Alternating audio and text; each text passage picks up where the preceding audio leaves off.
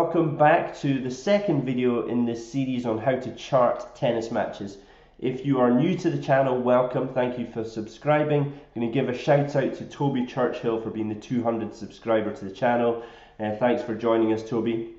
I'm also going to give a shout out to Jeremy Malfay, who we had an interesting conversation on Facebook about what is attack. To clarify from video 1, if you haven't seen it, have a look now.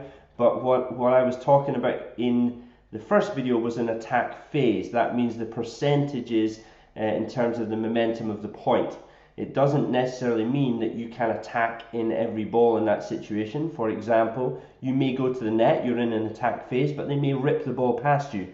Therefore, there wasn't an attacking outcome. What is most important, and that will be unearthed, if you like, when we go through the rest of the series of videos, is what happens in that moment. So there was one situation in the first clip where Patrick hit a half volley. His posture wasn't great, his balance was slightly off. That contributed perhaps to him missing the shots, because you can still be off balance and play a winner. But that's the sort of stuff that we're going to start to unearth or unpack as we go through this series. So thanks, Jeremy, for bringing that to my attention in a very unique way. So I'm going to introduce you to a similar type of charting, but it goes into a little bit more detail. So the first thing is, it's going to be called C.I.E. It stands for could of, did, in, was it effective, and did they win the point? And there's a reason that we do it in that order. Could and did is more the tactical side of things. The I and the E is more the technical, the effectiveness of the shot. How well did they play that within that tactical phase? So we're going to use Sam today. 5 points. Let's dig in. I have the same tools. I have a pen and I have some paper. I've written out could Sam attack on ball 3, and we're going to have a quick look at 5 points.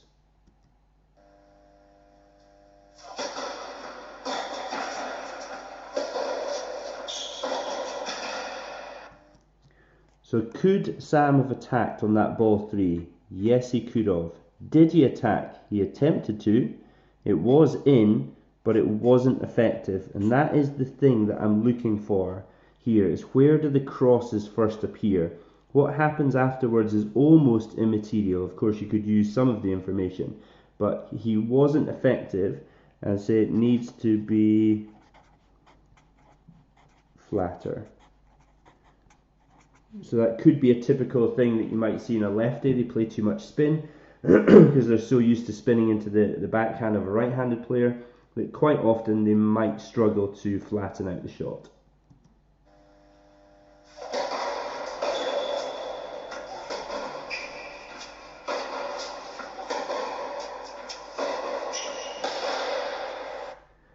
So could Sam attack there on that third ball? No, he couldn't. He was going backwards off of the backhand. So a good neutralising return from Patrick. So Sam could not have attacked. Now in this case, normally I would use this model tactically in this bit in terms of decision making or do they spot. But here I could make a little reference of, more width on return. Sorry, more width on serve.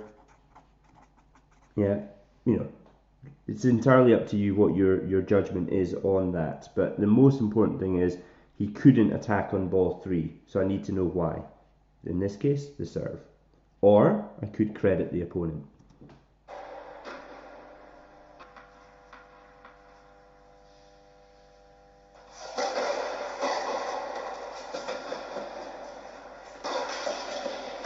So this is an interesting one. Could he attack on that ball 3? Absolutely not in terms of percentage play.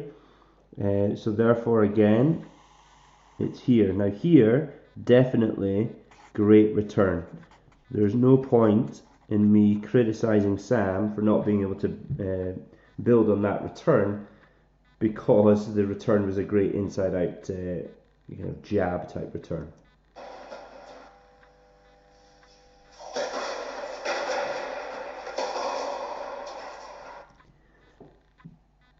Could he have attacked?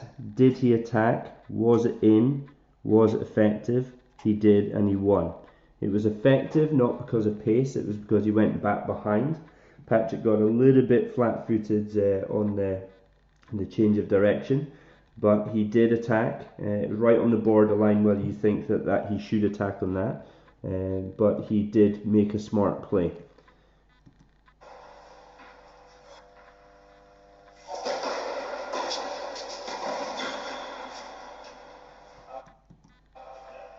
So you hear him out there. So could he have attacked? Did he attack? Was it in? Was it effective? No. Missed volley. And then I would put height. Too much height. So you'll notice from the recording, the camera, because it's squared paper, I think, is trying to kind of refocus all the time, but you'll get the gist. I also noticed at the end, you'll see I should have put a cross on the last one when he missed that last volley. But the most important thing about that charting method is to see where about the first crosses tend to appear over a longer number of points. That way you start to see, is it more of a tactical thing? Are they not seeing what the opportunity is? Or is it more in the effectiveness? It goes in, but it's not effective on the opponent. Therefore, it might be a technical, it might be a physical area that you need to work on. If you're a parent watching this, don't worry about all that analysis. All you're trying to do is get a basic idea of the stats to then feed back to the coach. So if it's just a case of saying, were they attacking on ball 3 or could they have attacked, just use simple methods like where they are on the court, how high the contact point is, could they start to increase the ball speed, go into an open space, etc. So you'll get a feel for that as you go on. But if you're an established coach or an experienced coach, then fill your boots. You can go into as much detail as you want.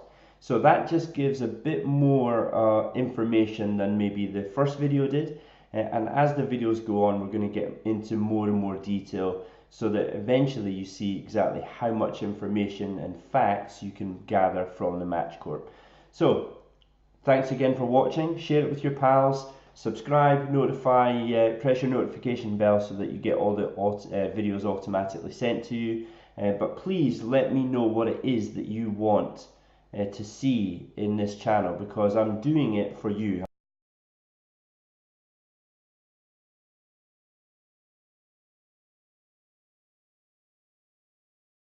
I'm doing it to genuinely help people in the tennis world. So please get in touch through any way you feel comfortable and suggest what you'd like to see in these videos, and I'll try my very best to do it. Okay, until the next one, take care, bye bye.